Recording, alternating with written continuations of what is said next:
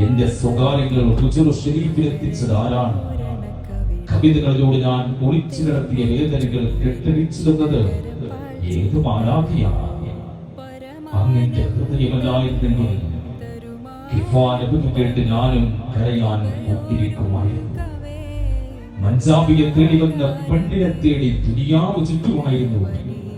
1001 രാവുകളിൽ ഏതെങ്കിലും ഒന്നിനെ ആദർശമില്ലാത്ത കുമാരനാകുമായിരുന്നു. ഈ പാപത്തിന്റെ വിയർപ്പിലും ഒരു ഹൈലൂലത്തിന്റെ വേളയെങ്കിലും എന്നോടൊപ്പം വിശ്രമിക്കുകയിൽ എന്റെ വേദനകൾ അസ്രായിലിനെ കേൾപ്പിച്ച് നിക്കാഹിനെ വേഗപ്പെടുത്തുകയിൽ മർഹബൻ മെഹബൂബ് എന്നുയിരും ഉടലും അങ്ങേക്ക് സമർപ്പിക്കുന്നു യാ റസൂലല്ലാഹ് സ്വല്ലല്ലാഹു അലൈഹി വസല്ലം.